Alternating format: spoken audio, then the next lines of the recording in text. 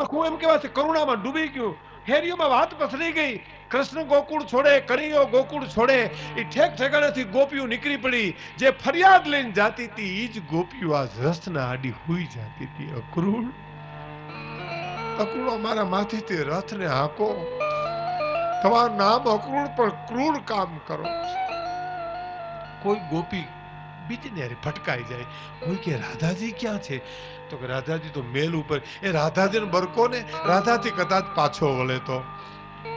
રાધાજીને કોઈ ગોપી આડી કાઢી કીધું કે રાધાજી કૃષ્ણ જાય છે, પાછો વાલો. એ આમ જા કટ કટ કટ પગથિયાં ઉતરી અને પિતાંબરનો છેડો પકડ્યો.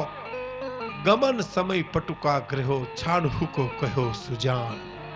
પિતાંબરનો છેડો પકડ્યો ને કૃષ્ણે કીધું, રાધાને કીધું મૂકી દો છેડો. તો રાધાજી શું કીધું? પ્રીતમ પ્યારે यूं કહો કે પટુકા તજુયા પ્રાણ. પ્રાણ છોડી દઉં, પિતાંબરનો છેડો છોડી દઉં? હું નહીં મૂકું, નહીં મૂકું એમ કીધું ને જોયું. તા નેહડા થાંભલીનો ટેકો પકડીને જશોદાદી ધ્રુવિકા મુકતા તો ચિત્ર જોઈ. રાધાજીના હાથમાંથી પિતાંબરનો છેડો મુકાઈ ગયો. મુકાઈ ગયો છે. કોઈ ગોપીએ કીધું, બસ રાધાજી કૃષ્ણ નો વળ્યા તમારાથી પાછા? નો વળે. હે નો વળે? કા જેના માથી પાછો નો વળે રાધાજીથી કેમ પાછો વળે? હાલી નીકળ્યો ગોકુળ છોડીને ભાઈઓ. અને કહેવાય છે કે ગોકુળ મૂક્યા પછી રાજમહેલનો રાજા બન્યો મથુરાનો. પણ મથુરામાં એક ઘટના બની. દેવકી પીરસી અને રહોડામાં ગયા. પાછા આવ્યા હતા, કૃષ્ણ નહોતા. થાળી એમને પીરસેલી પડી હતી. ઓધવને બોલાવીને કીધું, ઓધવ ઓધવ ક્યાં ગયા? ઓધવ ઓધવ આવ્યા. હું છે માં, કૃષ્ણ ક્યાં ગયો? ખાધા વિનાનો ઉભો થઈને ઉયો ગયો. ક્યાં ગયો? ગોતો થા. ગોતી ગોતી ગોતીને ઓધવ જ્યાં ગયા માઢ મેળીએ, તા પહેલી વાર ગોકુળ તરફની બારી ખુલ્લી મૂકી. અખિલ બ્રહ્માંડનો માલિક ધ્રુવિકા મુક્ત હતો. આહુણાના ધોરિયા વ્યા જતા હતા. ઓધવે જઈને જોઈ રહ્યા, ઓહો કૃષ્ણ એટલું જિંદગીમાં કોઈ દી રોયા નથી. રોતા હતા કૃષ્ણ. પિતાંબરનો છેડો વાહેથી પકડીને ખેંચીને કીધું, પ્રભુ. ઓધવ ઉભા ઈ ખબર નથી. બહુ રોયા પછી ઓધવે પૂછ્યું, પ્રભુ કેમ રડો છો? કૃષ્ણ કે, ઓધવ ઓધવ હું રોતો નથી, મને કોક રોવરાવે છે. ઓધવ મને ગોકુળ રોવરાવે છે. ઓધવ મને નંદ બાવાનો નેહ રોવરાવે છે. ઓધવ મને જશોદાનો પ્રેમ રોવરાવે છે. ઓધવ મને ખબર છે ઓધવ કે આ તું ધીમા વિનાનો ઉભો થઈ ગયો, માતાજીને ખોટું લાગ્યું છે. પણ ઓધવ હું તને એક વિનંતી કરું, માં દેવકીને પગે લાગીને એટલું મારા વતી કહી દે કે હું મથુરામાં રહું ત્યાં સુધી મારી થાળીમાં કોઈ દી ગોરસ ન પીરસે. ગોરસમાં મને ગોકુળ દેખાય છે. ગોરસમાં મને ગોકુળ દેખાય છે.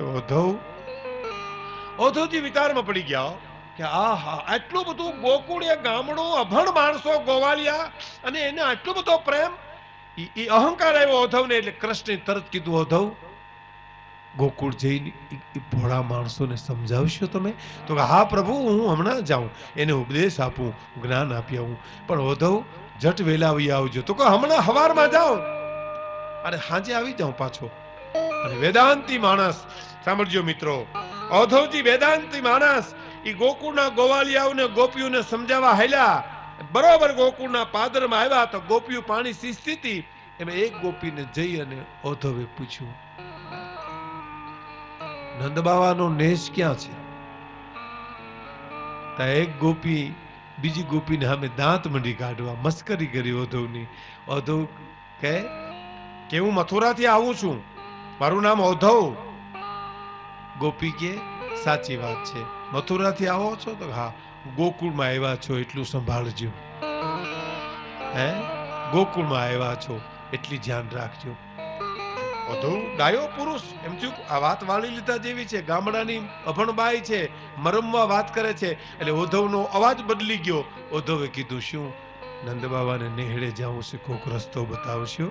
તારે ગોપીએ કીધું, ઓધવ આ પાણીનો ધોરિયો વયો આવે છે ને, હે એ અમારી ગોકુળની ગંગા છે. તો એમાં પગ ન બોળતા હો. હા, અને પાણીની નીક વહી આવે છે ને, કાંઠે ને કાંઠે વૈયા જાઓ ને એટલે નંદબાવાનો નેહડો આવી જશે. માધવ કૃષ્ણ ગોકુળમાંથી વયો ગયો પછી નંદ બાવા જસોદા અને ગાયું જે રુદન કરે છે ને એ આહુડાનો ધોર્યો છે. તમે કાંઠે ને કાંઠે વૈયા જાઓ એટલે નંદ બાવાનો નેહડો આવી જશે. માધવ એની ઇજ્જત રાખજો. હો, એમાં પગ ન બોળતા. એ અમારી ગોકુળની ગંગા છે. એમાં એક ગોપી આવીને આગળ આવીને કીધું, ઓધવ એ માધવ મળે તો એને કહેજો તે દીનો રાસ તારો બાકી છે. ઓધવ ઈ માધવ મળે તો એને કહેજો કે તે દીનો રાસ તારો બાકી છે. ઓધવ ઈ માધવ મળે તો એને કહેજો કે તારા મોગરાના વાવેલા ફૂલ તો અમથા અમથા ખરી જાય છે. ઓધવ ઈ હયા ફૂટાને તમે કહેજો કે ગોકુળમાં એક નથી યમુના, હવે તો નેણે નેણે થી વહી જાય છે. ઓધવ એ માધવ મળે તો એને કહેજો કે આવી ઠેર ઠેર મૂકે માયા, આ તો ગોકુળ છે તે સહી જાય. આ તો ગોકુળ તારા વિરહને સહન કરે કૃષ્ણ, બીજો ટીબો તારા વિરહને સહન ન કરે. ઓધવની જ્ઞાનની પોટલી ગલી ગઈ. આવો પ્રેમ ગોકુળનો. ધીરે ધીરે આગળ હાલ્યા ને એ ગોપી લમણે હાથ દઈને અંધારામાં બેઠી. ઓધવે પૂછ્યું ગોપીને, કેમ અંધારામાં બેઠા છો? તો ગોપી કે, તમે કોણ છો એની મને ખબર નથી, પણ મેં દીવા પેટાઈ કર કિનકુ દેખું મુખ. ઓધવ દીવો કરીને કોના મોઢા જોવા? જેનું જોવાનું હતું એ તો વયો ગયો અમને મૂકીને. અહીંયા આવ્યા, ગાયું રોવે છે, નંદ બાવા રોવે છે, જસોદા રોવે છે. ઓધવની વેદાંતી ઓધવની પોટલી જ્ઞાનની ગળી ગઈ. પ્રેમનો દીક્ષિત બની ગયો, પ્રેમની કંઠી બંધાવી. પાછા જા વળ્યા ને તારે જશોદાએ કીધું, ઓધવ મારા કૃષ્ણને કહેજો ઈ કાનુડાને કોઈ કેજો રે, જસોદામાં તારી રોવે છે. મોહનને રે મનાવજો રે, જસોદામાં તારી રોવે છે.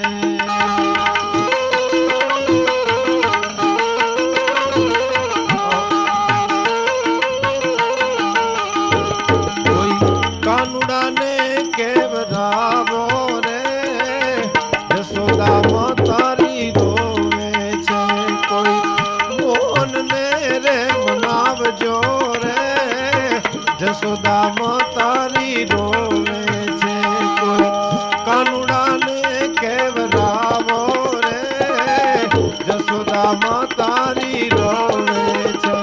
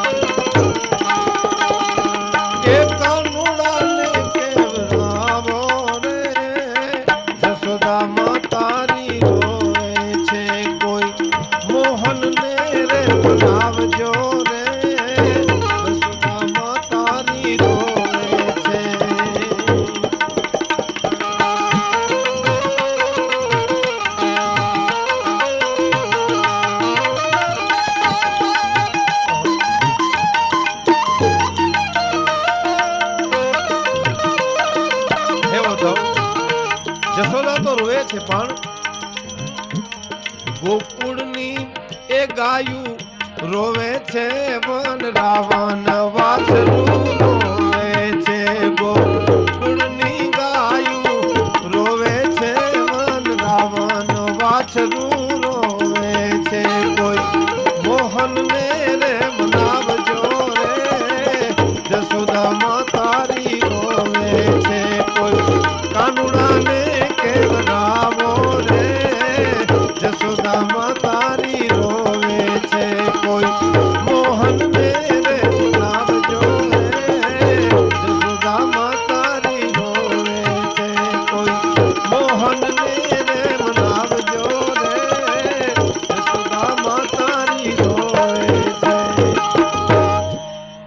ભગવાન કૃષ્ણનો જન્મ નંદભાઈઓમાં જીવનમાં કાયમ થાય એની આગળ ઉપર વાતો કરતા પહેલા ફક્ત 10 મિનિટનો ઇન્ટરવલ.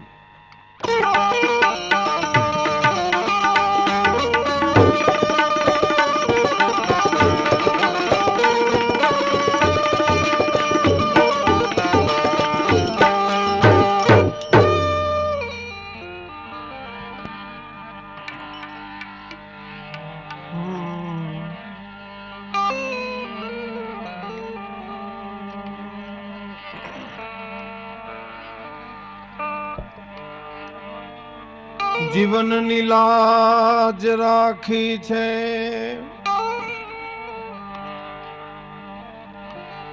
પ્રભુ તે મારા જીવનની લાજ રાખી છે.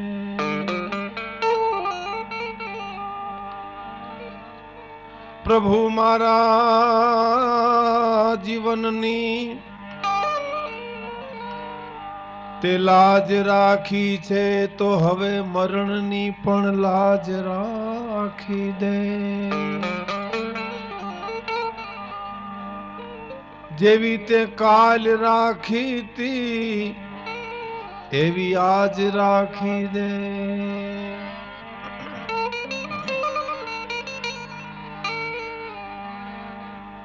કારણ કે મેં ફરિયાદ ક્યારેય કરી નથી કે મારું તું કિસ્મત બનાવી દે. પણ મારી બરબાદીની હવે હદ તો બતાવી દે.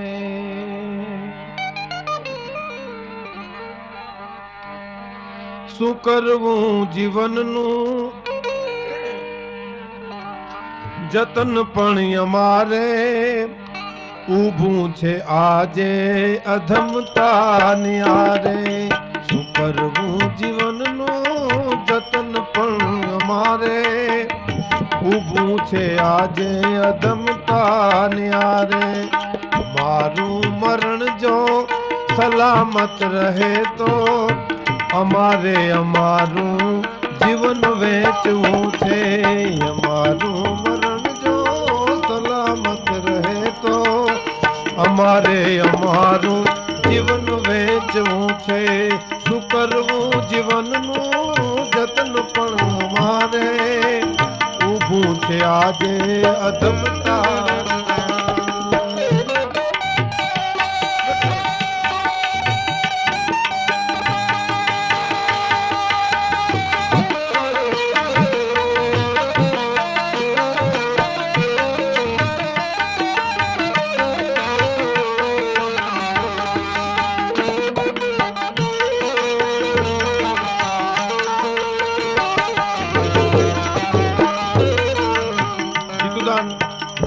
જીતુદાન ગઢવીની આ રચના છે.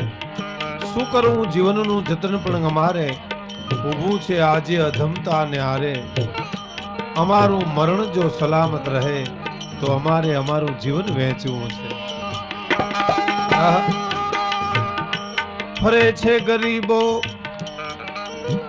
નગન ન છૂટકે અને કરે છે અધમ કામ અંતે ન છૂટકે.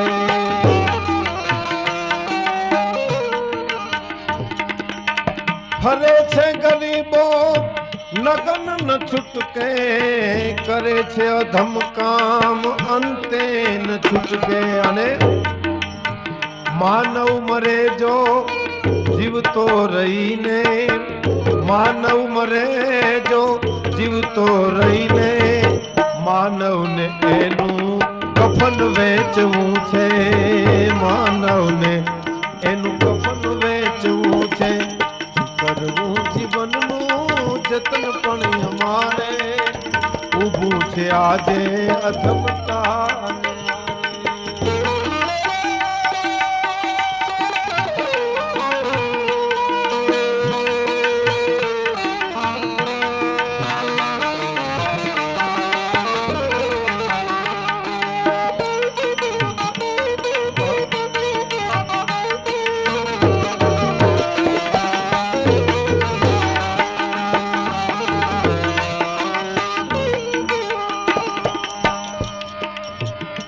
જગતની નજરમાં છે રંગ રૂપો તો ફૂલોની ભલામણ છે કાંટાઓ તમને.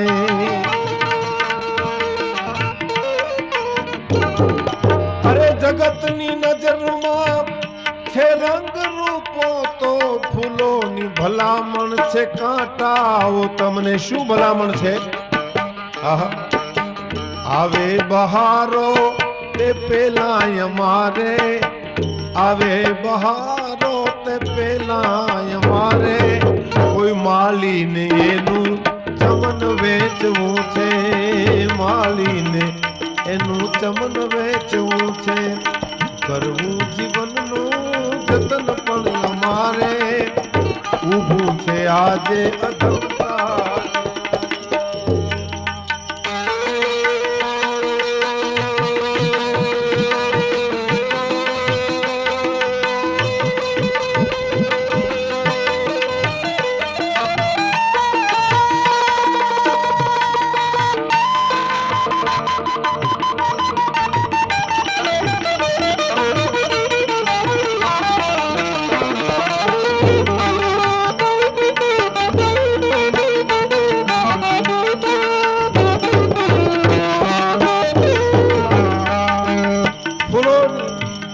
જગતની નજરમાં છે રંગ રૂપો તો ફૂલોની ભલામણ છે કાંટાઓ તમને.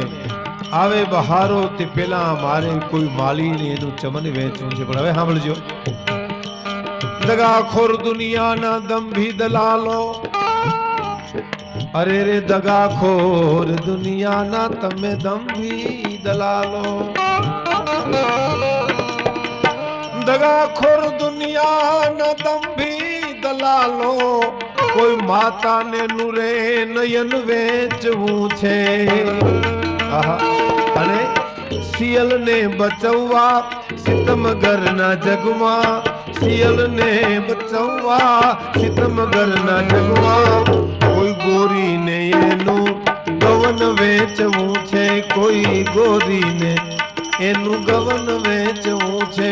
શું કરવું જીવનનું જતન પણ અમારે, ઊભું છે આજે અધમતાને યારે. મારું મરણ જો સલામત રહે તો અમારે અમારું જીવન વેચવું છે.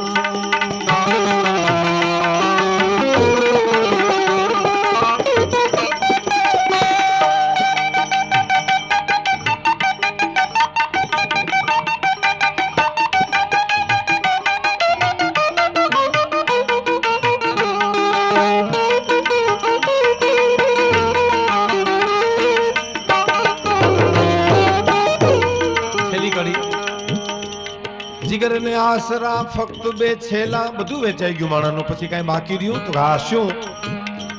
સપન વેચવું છે, મનન વેચવું છે, વિચારો વેચવા છે, સપના વેચવા છે. જીગર ને આસરા ફક્ત બે છેલા, સપન વેચવું છે, મનન વેચવું છે. અને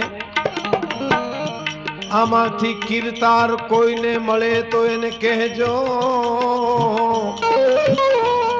આમાંથી કીર્તાર કોઈને મળે તો કહેજો, તારા ભગતને ભજન વેચવું છે, તારા ભગતને ભજન વેચવું છે. જતન પણ અમારે, ઊભું છે આજે અધમતા ન્યારે.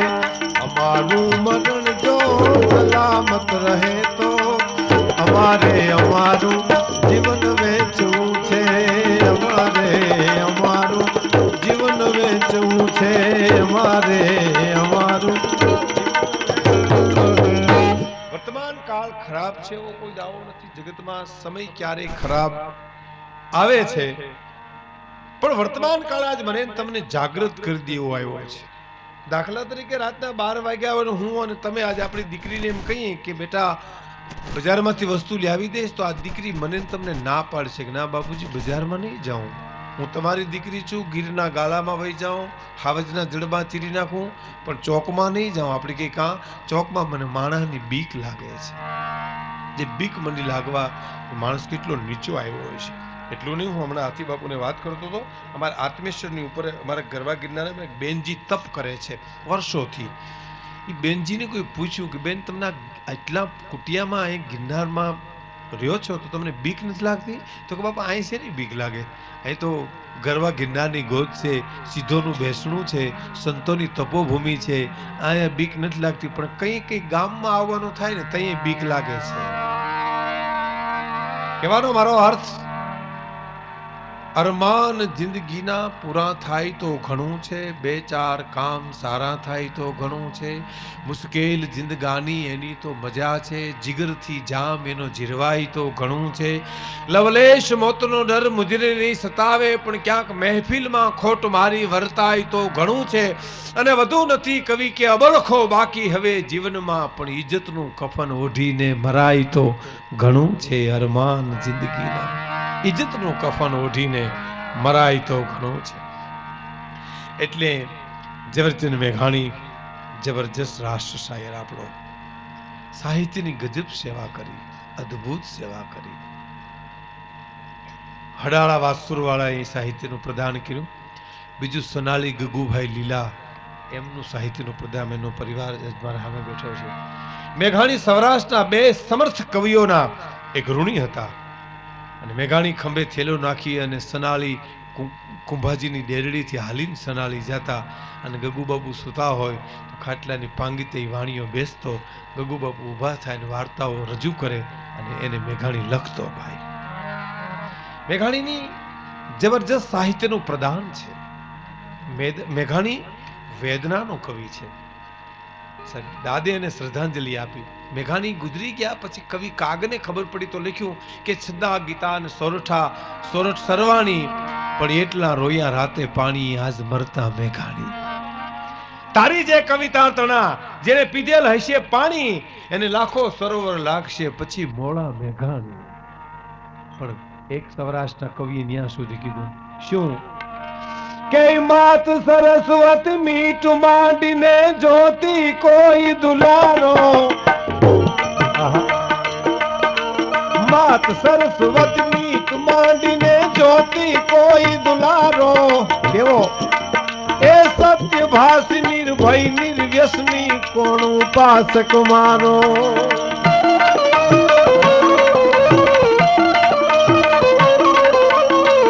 માત આ કડી બહુ સરસ છે.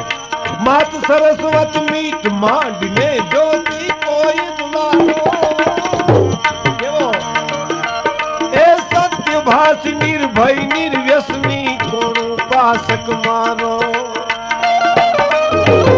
પછી બાવલ બેટડો જોઈ બગહરે હૈયામાં હરખાણી, હવે અમર લોક થી આવી અમારા શાયર મેઘાણી, હવે અમર લોક થી આવી અમારા શાયર મેઘાણી.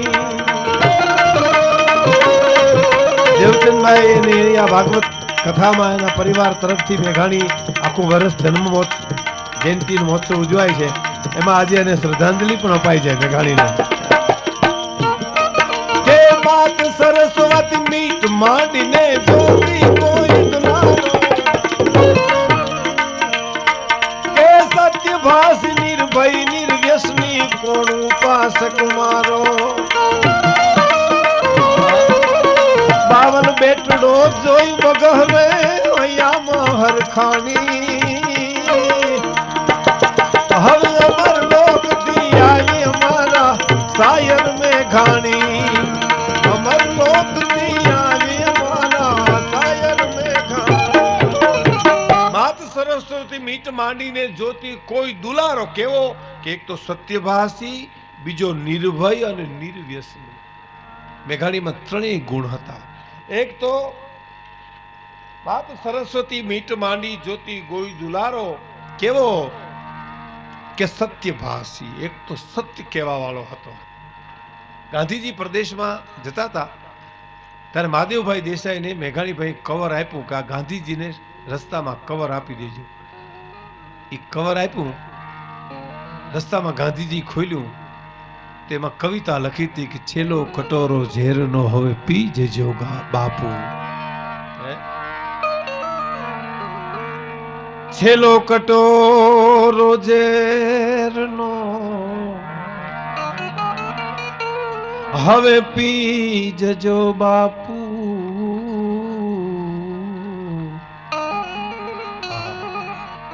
અને સાગર પીનારા અંજલિ નવ ઢોળજો બાપુ. પછી રાષ્ટ્ર શાયરનું બિરુદ મળ્યું સત્યભાષી. સાચું કેવું, સાચું કહેવા માટે સહન કરવું પડે. રાજા સાહેબનો એક દાખલો છે. એક મહારાજને ખબર પડી કે મને હાજી હાજી કહેવા વાળા કેટલા છે, સાચું કહેવા વાળા છે કે નહીં કોઈ.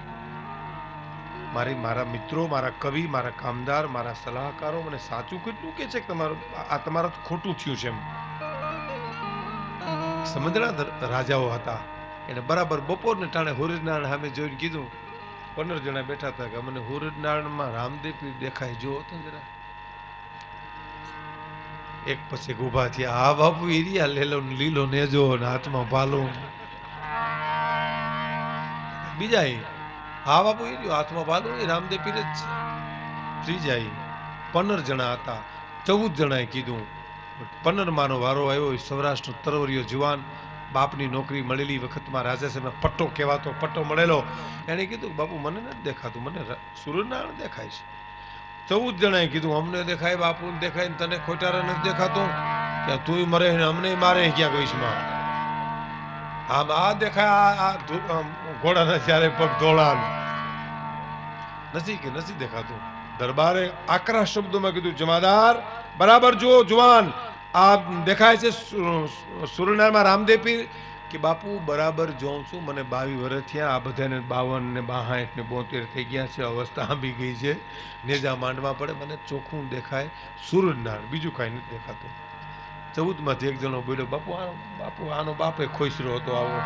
પછી તો દીકરા બાપ એવા બેઠા હોય ને, તમને દેખાય અમને દેખાય ને એને નથી દેખાતું, એ મરશે ને અમને મારશે.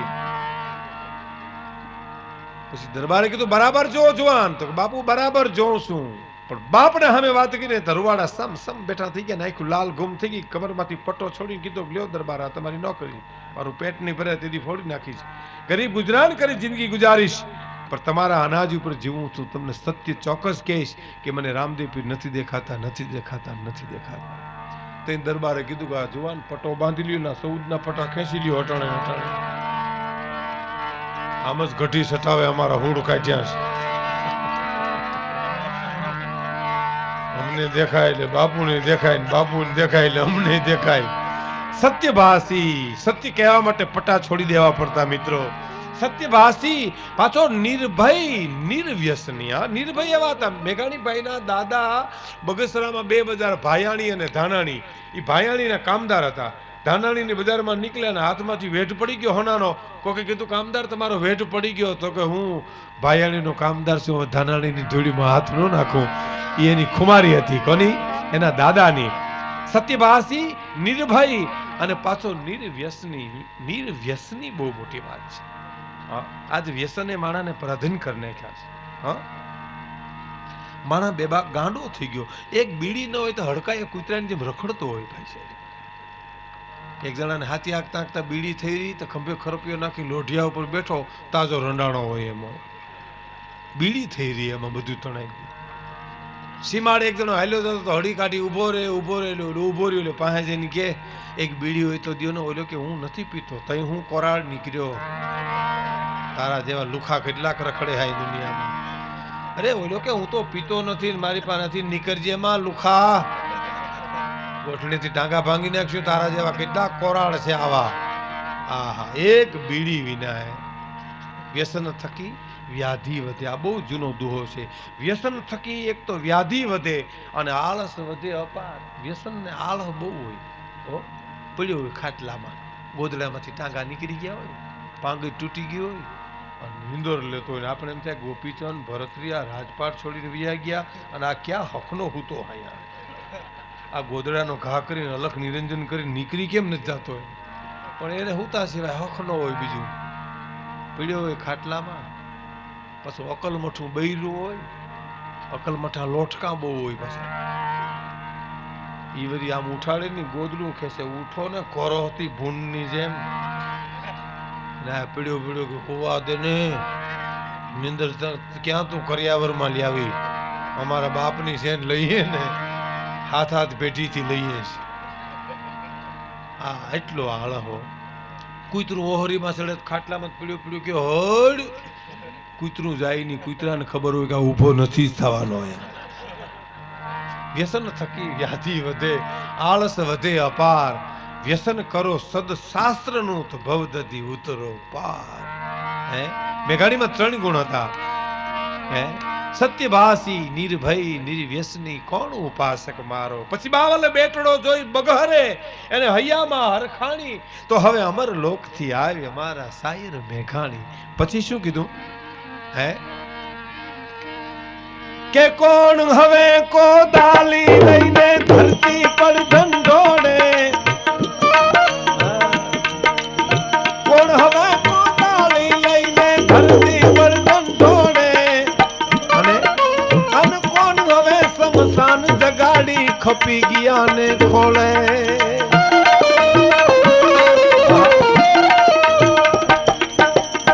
કોણ હવે ગાવાનો ગૌરવ ગાથાની કહાની હવે અમર લોક દિયારી અમારા સાયર મેઘાણી અમર લોક દિયારી અમારા સાયર મેઘાણી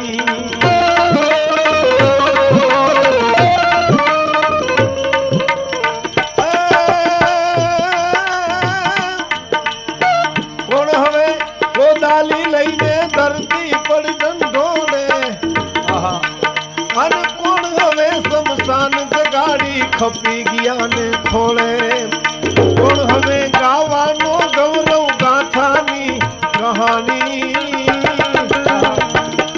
હવે અમર લોક દિયારી અમારા સાયર મેઘાણી હવે અમર લોક દિયારી અમારા સાયર મેઘાણી લઈને ધરતી પર ઢંઢોળે અને કોણ હવે સમસાન જગાડી ખપી ગયા ને ખોળે નીતિની ધર્મની કોણ વાતું ગોતવા જાતો ગામડે ગામડે હે ભાઈ મેઘાણીને વાંચજો કોક દી મિત્રો સૌરાષ્ટ્રની રસદાર યુવાનો તો ખાસ વાંચજો વસુંધરાના વાલા દવલા વાંચો જો તમારી આંખમાં આહું ન આવે તો મેઘાણીએ ન લખ્યું કહેવાય ભાઈઓ જંડુરિયાના પ્રસંગો એને શું લખ્યા છે આલેખ્યા છે અદ્ભુત જબરજસ્ત લખ્યો છે ખાગેશ્રી નેહનો એક પ્રસંગ કુતિયાણા પાસેનો લખ્યો છે કે સ્ત્રી પોતાને પતિને પરણીને આવ્યા પછી ને પતિને રક્તપિત્તનો રોગ થયો હતો પ્રસંગ તો બહુ નાનો મજાનો છે પતિને પરમેશ્વર માની જીવનારી ભારતની આર્ય નારી ગામડામાં એક બાઈને જ્યોતિષે કીધું હતું કે બેન તારા જોહ જોઈ દઉં ગોર મારે નથી જોહ જોવા બેન તારા ભાગમાં સુખ દુઃખ જોવા દે નહીં ગોર નથી જોવા તમારે જોહ જોવા છે એ ઓલી વ્યક્તિ બેઠી એના જોહ જુઓ જોયું તો એક ચિત્રે હાલ માણા બેઠો હતો બ્રાહ્મણ કે ગરીબ ભિખારી જેવો લાગે બેન એના હું જોહ જોવે ગોર તમારે મન ભિખારી છે મારો તો ધણી છે એના જોહ જુઓ ગોર હું જોવરાવત કુંવારી હતી ને મારા બાપને ઘીરે આવ્યા હોત ને તો હવે મારા લગ્ન થઈ ગયા મારી હાથની રેખાઓ પુહાઈ ગઈ મારી એની રેખાઓ ઉપર જીવવાનું છે એના જોહ જુઓ એ સુખી તો હું સુખી એ દુખી તો હું દુખી છું આ દેશની આ સંસ્કૃતિ હતી જોહ જવાય તો ગણિત સાચું છે ખોટું નથી પણ બને ત્યાં સુધી ન જોવરાવવા કારણ કે આપણા જોહની આપણને ખબર ન હોય અમારે જુનાગઢની હોસ્પિટલ સરકારી ફૂટપાથી પાંદરા જ્યોતિષી પાંદરા લઈને બેઠા બોલો પોપટ પાસે ચીઠીઓ ખેંચાવે આવા ધંધા શરૂ કર્યા છે એક જણો બપોર સુધી બેઠો કોઈ ઘરાક ન આવ્યું તો પોતે પોપટ પાસે ચીઠી ખેંચાવી એમાં એમ લખ્યું હતું કે જાકુબના ધંધા મૂકી દે ને ક્યાંક હારે ધંધે સડી જાય લ્યો આપણે જોવું રે આવું આવે પછી પોપટ વેચવા નીકળ્યો લ્યો કોઈ પોપટ એક જણે પૂછ્યું હું ભાવ રાખ્યો તો 50 રૂપિયા તો 50 રૂપિયા પોપટ ના હોય તો પણ બે પગે દોરીઓ બાંધી તમે જોઈ છે તો હા એક દોરી ખેંચો એટલે સીતારામ બોલે બીજી દોરી ખેંચો એટલે રાધેશ્યામ બોલે ઓલો કે બે ભેલી ખેંચીએ તો પોપટ કે તારો બાપ પડે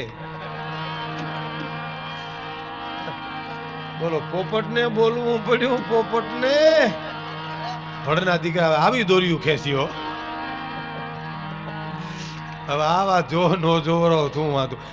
જો છે ને માનસિક આમો દિવસ છે ને મનના કારણ છે. હાવ સમજી લેજો. આ સુકન છે ને કુદરતી છે. તમે હાલો અને કોક કે ને કે દહીં ને રોટલો ખાઈને જાઓ તો એ સુકન કહેવાય. પણ સવારમાં જાવું છે ને સાંજે જમીને બેઠા હો ને એ ઊભા કર્યા કહેવાય. તમે ઘરેથી નીકળો ને દીકરી હામી મળે સુકન કહેવાય. પણ દીકરીને દહિયું દઈને દુકાન મોકલો ને પછી આમ નીકળો તો એ દહિયા જેટલું પુણ્ય મળે દીકરીને દીધું એટલું. ઘણાને મેં મેં આમ સુકન જોતા જઈએ ઘણાને આમ નીકળે ને તમે જો એમ કે કોઈ કાંઈ ક્યાંય આવે કાંઈ ન દેખાય પછી કે ઓલી ગાને લાકડી મારો તો આ બાજુ જીકો લાકડી જીકો એમ ગાને લાકડી મારે લાકડી મારે ગા હમણી આવેલી ભાઈને સુકન મળે. સુકન કહેવાય ખટારા ભરડાઈ જાય ક્યાંક તો ગાને લાકડી મારે તને હામી મળે એ તો પીલાઈ જાય ક્યાંક. ઘણા તો નીકળેલી મીંદડી આડી ઉતરેલી શું કે ખબર મીંદડી આડી ઉતરી પણ મીંદડી આડો તું ઉતર્યો જોયું? મીંદડી મરી ગઈ ભાડમાં ગઈ બિચારી જીભ નીકળી ગઈ બારી. મીંદડીને અપસુકન થયા તારા. કહેવાનો મારો અર્થ જો મનના કારણો છે બને ત્યાં સુધી નો જોવરાવા. જો ખાગેરી નેહનો આ પ્રસંગ. પતિને રક્તપીઠનો રોગ થયો. પતિને પરમેશ્વર માની જીવનારી બાયો પતિને પરમેશ્વર માનીને જ આ ભારતની આરી નારી જીવે છે. રામાયણ વાંચજો. સીતાજી જ્યારે અત્રિ ઋષિના આશ્રમે ગયા ને ત્યારે અનસોયાએ જે સીતાને બોધ આપ્યો છે 7 કે 8 ચોપાયું છે ને એ સ્ત્રીઓને માટે કામની છે ભાઈ. બસ એ ચોપાયું કંઠસ્થ કરીને જીવે એટલે એને સ્વર્ગ મળી જાય. જબરજસ્ત છે. આ તો નેહની વાત છે. મેઘાણીના સંપાદન કરેલા પ્રસંગો. ગામડાની વર્ષો પહેલાની બાયુ પતિને પરમેશ્વર માની જીવતી હતી, પતિની સેવા કરતી હતી. એમાં એકના દેરે એકવાર એટલું કીધું, ભાભી તમે દાંત નો કાઢ્યા. તેથી બાયુ બોલી હતી કે મરકીને મોઢાની અમે દૂજે દાખવીએ નહીં. મરકીને મોઢાની અમે દૂજે દાખવીએ નહીં. મારા દાંત દાંતણીએ દેખ્યા ને રેખું દેખી રામદે. મારા દાંત એક દાંતણે દેખ્યા અને બીજે મારા પતિએ દેખ્યા છે. દેર મરકીને મોઢાની અમે દૂજે દાખવીએ નહીં. પછી તો એમ મેઘાણી લખે છે કે એ પતિને ખંભે નાખીને બાઈ નેહડે જંગલમાં ફરતી હતી વૈદડાને દવાઓ કરવા માટે. મારા પતિને કોઈ સાજો કરો, કોઈ સાજો. ઘણા વર્ષો પછી પાછો એનો દેર આવ્યો અને એને એટલું કીધું કે હવે આને તો મૂકો ભાભી, હવે આમાં કાંઈ છે નહીં. ત્યારે નેહડાની બાઈ બોલી છે, આને મૂકો. તારે બાઈ બોલી છે દેરને કે પણ હું નમો હાબો ડુંગર નમે. અરે રે વો તો જાલો મુલાઈ જાય. મારા પરણાને પર્યો કરું. અરે રે તો મારો હુરજ ધૂંધલો થાય. હું નમો આબો ડુંગર નમે. અરે રે આ તો જાલ હમુલા જાય. હું નમું દેર તો આ હાબો ડુંગર નમે. અને જાળ હમુલા જાય, મૂળિયા હોતા ઝાડમાં ઉખડી જાય. અને મારા પરિણાને પર્યો કરું તો મારો હુરજ ધૂંધલો થાય. આ વાતું મેઘાણી મેળવેલી. કોણ હવે કોદાલી લઈને ધરતી પર દંડોલે. અને કોણ હવે શમશાન જગાડી ખપી ગયા ને ખોડે. કોણ હવે ગાવાનો ગૌરવ ગાથાની કહાની. અમર લોક દી આવી મારા શાયર મેઘાણી. અમર લોક દી આવી મારા શાયર મેઘાણી. શાયર મેઘાણી. કોણ હવે કોદાળી લઈને ધરતી પર ઢંઢોળે. અને કોણ હવે શમશાન જગાડી ખપી ગયા ને ખોળે. કોણ હવે ગાવાનો ગૌરવ ગાથાની કહાણી. તો હવે અમર લોકથી આવ્યા મારા શાયર મેઘાણી.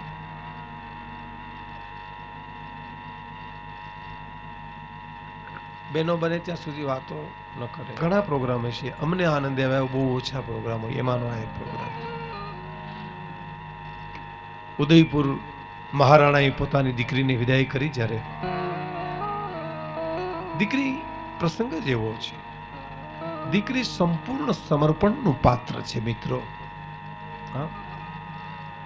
આ જગતમાં કોઈ મરદ બાપ એમ કહેતો હોય કે મેં મારી દીકરીને એટલો કરિયાવર કર્યો છે, આ જગતમાં મરદ ભાઈ એમ કહેતો હોય કે મેં મારી બેનને એટલો દાયજો આપ્યો છે, તો મિત્રો એ બહુ ખોટી વાત છે. કારણ કે દીકરીને બાપ નથી દેતો,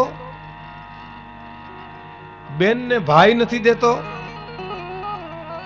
પણ દીકરી બાપને ભાઈને દેતી જાય છે કે તમારી મિલકતમાં મને કાંઈ ન ખપે, અને પ્રભુતાના પગરા મૂકીને નીકળી જાય.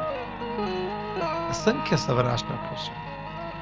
બાપના આંગણાની માલિપા પગની પેની રદ ન અડી હોય એવી સમૃદ્ધિમાં જીવનારી દીકરીઓ હારે ગયા પછી ચોકડીઓ ખોદતી મેં ઘણી વાર જોઈ છે. છતાં ઓચિતાનો બાપ મળે, બેટા મજામાં? તો હા બાપુ બહુ મજામાં, મારી કોઈ જાતની ચિંતા ન કરતા. પોતાના ઘરમાં દીવો કરે એનું નામ તો દીકરો કહેવાય, પણ બીજાને ઘરે જીને દીવા કરે એનું નામ દીકરી કહેવાય. એટલે જ બાપ હલી જાય છે, બાપ રુદન કરે છે, મરદ ભાંગી પડે છે. દીકરી વિદાય વખતે મંગલ કરુણ પ્રસંગ છે. હીરબાઈની વિદાય વખતે મેઘાણી લખે છે, બુઢો બાપ જેથી વહોરીને કરીને બેઠેલો, નાનપણમાં માં મરી ગયેલી. મેઘાણીનું કરિયાવર કોક દી વાંચ્યો. હીરબાઈને તે દી ઓરડામાં માએ યાદ આવી હતી, ભોજાએ યાદ આવી હતી, ભાઈએ યાદ આવ્યો હતો. અને હીરબાઈની વિદાય વખતે કાઠી દરબાર એટલું જ બોલ્યા હતા, હીરબાઈ બેટા ચાકલા ચંદ્રવાન તોરણ ને બધું લઈ જાય છે, મારે કોના માટે રાખવું? ભીતુના તોરણ ઉતાર્યા, હાલતી થઈ. બુઢા બાપે એટલું કીધું, બેટા હાવજના નખ રાખ્યા છે, અને એમ કે તારે ભાઈ છે ડોકમાં પહેરાવીશ, હવે લેતી જા, અમારા ભાણિયાને ડોકમાં નાખશે. પાંચજો કોક દીક અહીંયા હલબલી જાય એવા પ્રસંગો છે મિત્રો. હાલતી થઈ પગથિયાં ઉતરી, એટલું બોલી, બાપુ આ ઓળકી વ્યાહીથી મને બરી ખાવા તેડાવજો. બુઢો બાપ એટલું બોલ્યો, બેટા ઓળકી વ્યાહી તેથી હું હોઉં ન હોઉં હું ખાતરી, ગાડા વાહ બાંધી લે એને. આ દીકરી છે, અદભુત છે. માંડવામાં આવે ને એ પેલા ગણેશની પાસે પહેલી વાર લાજ કાઢે છે, આ દેશની દીકરી પહેલી વાર, અને ગણેશને પ્રાર્થના કરે છે, ગણેશ આજથી મારા બાપની આબરૂ ડાબા હાથમાં, સસરાની આબરૂ જમણા હાથમાં, બે બાપની આબરૂ મારી ખોલિયામાં પ્રાણ બરોબર રાખીશ. આમાંથી જીવ જાહે પણ બેમાંથી એકેની આબરૂ નહીં જવા દઉં ગણેશ, આબરૂ નહીં જવા દઉં. અને હયાનો લાજનો ઘૂંટો ઓરડામાંથી, બાપના ઓરડામાંથી જ કાઢે છે. વિદાય વખતે હાલતી થાય. 4 દી કદાચ આ ગામમાં રોકાય, અમને જુનાગઢ જવાની ઈચ્છા ન થાય. તમને આમાંથી જુનાગઢ 3 દી મજા આવે ને તમારે ગામ આવવાની ઈચ્છા ન થાય. અને બાપના આંગણામાં જેણે અડધી જિંદગી કાઢી હોય, મારો બાપ, મારી ભાભી, મારો ભાઈ, અને એક દીમાય હરફ કાસરી ઉતારે માયાને ઉતારી નાખવી કઈ હેલી વાત નથી. એક જ રાત હાહરા મારી આવે ને બીજા દી તેડી આવે, રહોડામાં બેઠી બેઠી વાતો કરતી હોય. કોક દી સાંભળજો તો ખરા મિત્રો. માને કે માં તમારે જેમ 4 ઓરડા છે ને, એમ અમારે ત્યાં જૂનું એક મકાન છે. 4 ઓરડા એ મારા નથી, જૂનું મકાન મારું છે. પારકા પોતાના કરે, અને પોતાના પારકા તો એક દીકરી જ કરી શકે છે.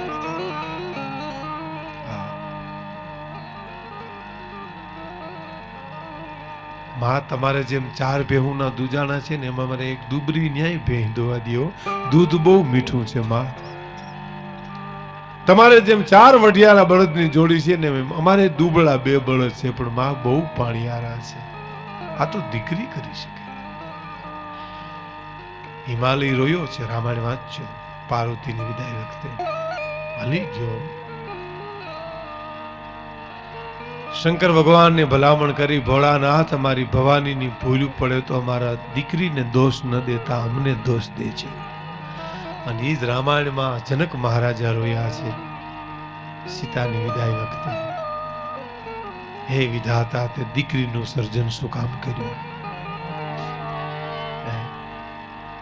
એ તો બનવા જોગ છે. રાજા મહારાજા ગ્રસ્તી હતા, પણ સાંકુતલાની વિદાય વખતે ઋષિઓ રોયા છે. કરણો ઋષિ રોઈ પડ્યા. સાંકુતલા ને તો એ પાલક પિતા હતા ભાઈ, પણ વિદાય વખતે કરણો ઋષિને કોઈ કીધું કે સાંકુતલા જાય છે, તો આશ્રમની વેલ્યુ એને ઘોટાવા માંડી. આવ્યા ઋષિરાજ જાજરમાન આ દેશનો સંત સાંકુતલાની વિદાય વખતે ભાંગી પડ્યો ભાઈ, બેહી ગયો, માથે હાથ મૂક્યો, બેટા સુખી થાય છે. પછી વેલ પાસે કોઈ જીવાતા સુધી ગયા નહીં હો. કોઈ શિષ્ય કીધું કે આ વેલ પાસે કેમ નથી આવતા? તો કે વેલ પાસે આવતા મને સાંકુતલા યાદ આવે છે. એ ઉદયપુરે જયારે દીકરીની વિદાય કરી, ઘણો કર્યાવર કર્યો. સંસ્કારની વાતની આ વાત છે. દીકરીને તમે કર્યાવરમાં સોનું રૂપું આપો, ત્રેવડ હોય તો આપો, પણ જો સંસ્કાર નહીં હોય ને તો એની કોઈ કિંમત નથી. આ એનો આ પ્રસંગ છે. ઉદયપુર રાજને શોભે એટલો દાયજો કર્યો દીકરીને માટે. હા, અને કેસરીસિંહ નામનો એક નાનો ગરાસ્યો પરણવા માટે આવ્યો હતો. ત્યાં વિદાય વખતે હાથી, ઘોડા, માલ, ખજાનો, સોનું, રૂપું, દાસ દાસીઓ આપેલા. અને પરણી અને ઉદયપુરના દીકરી ઘીરે ગયા એટલે કેસરીસિંહ ને બે આમ હિંડોળે હિચકે છે. એટલે કીધું તરસ લાગી, પાણી પીવું છે. એટલે ઉદયપુરના દીકરી રાજપૂતાણીએ દાસીને હાથ પડ્યો. દાસી, એ દાસી. દાસી સાંભળી નહીં. બીજી વાર કીધું દાસી પાણી ભરી આવ્યું. દાસી સાંભળી નહીં. કેસરીસિંહ કે રાજપૂતાણી તમે જ ભરી લ્યો ને. એમ હું ઉદયપુરની મહારાણાની દીકરી અને તમે મને પાણી ભરવાનું કહો છો? મારી યારે દાસ દાસીઓ હારે મોકલ્યા છે. કેસરીસિંહ કે રાજપૂતાણી તમે મને પરણીને આવ્યા છો, મારું અર્ધું અંગ છો. નહીં, આ તો ઉદયપુર રાણાનું અપમાન છે, મારું અપમાન નથી. દાસી આવી ગઈ એટલે કીધું કે વેલણું તૈયાર કરો, વેલણું જોડો, આપણે ઉદયપુર જવું છે. સવારના પરમાં જે ઉદયપુર મહારાણાએ દીકરીને વિદાય કરી, એ દિયા મેં દરબાર ગઢના દરવાજા ખખડાવ્યા. દીકરી બા આવ્યા. કાટ કાટ કાટ પગથિયા ચડી ગઢમાં જઈ અને માના ખોલામાં માથું નાખીને દીકરી રોવા માંડી. માં, તમારા જમાઈએ મારું અપમાન કર્યું છે, મને પાણી ભરવાનું કીધું.